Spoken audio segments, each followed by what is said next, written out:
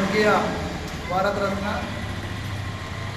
రాజీవ్ గాంధీ గారి 34వ వర్ధంతి సందర్భంగా భీమగల్ మండల పార్టీ అధ్యక్షుడు బొదిరేస్వామి ఆధ్వర్యంలో ఏర్పాటు చేసినటువంటి వర్ధంతి కార్యక్రమానికి హాజరైనటువంటి రమేష్, నాగేంద్ర, మిగతా సోదరులందరూ, శ్రీను, అందరికీ ఈ పేర్లు కాకుండా అందరికీ స్వాగతం పలుకుతూ,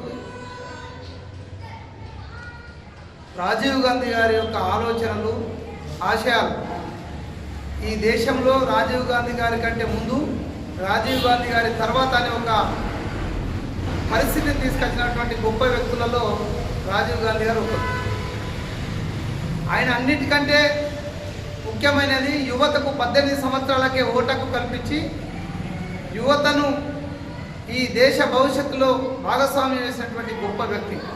అదేవిధంగా పంచాయతీరాజ్ వ్యవస్థలో సవరణలు తీసుకొచ్చి నేరుగా గ్రామానికి, కేంద్ర ప్రభుత్వానికి వారధిగా నిలిచినటువంటి వ్యక్తి. ఎందుకంటే ఏ లక్ష్యాల కోసం, ఈ స్వతంత్ర కోసం పోరాడినటువంటి గాంధీజీ గారు కలలు కన్నటువంటి గ్రామ స్వరాజ్యాన్ని స్థాపించినటువంటి వ్యక్తులలో రాజీవ్ గాంధీ గారు ముందుంటారనే విషయాన్ని ఈ సందర్భంగా చెప్పక తప్పదు. అంతేకాకుండా ఐటీ రంగంలో ఈ దేశాన్ని ప్రపంచ స్థాయిలో నిలిపినటువంటి ఐటీ రంగానికి పునాదులు వేసి దాన్ని వేగవంతంగా ముందుకు తీసుకెళ్ళినటువంటి గొప్ప జ్ఞాని మన మాజీ ప్రధాని స్వర్గీయ రాజీవ్ గాంధీ గారు.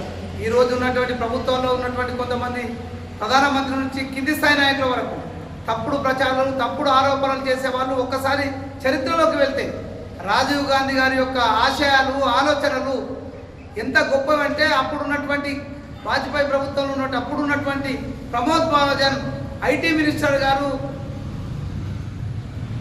ఓపెన్గా చెప్పినటువంటి పరిస్థితి. ఈ దేశంలో ఎవరు ఒప్పుకోకున్నా సాంకేతిక రంగంలో ముందుకు తీసుకెళ్ళినటువంటి మొట్టమొదటి వ్యక్తి రాహుల్ గాంధీ అని చెప్పినటువంటి వ్యక్తి.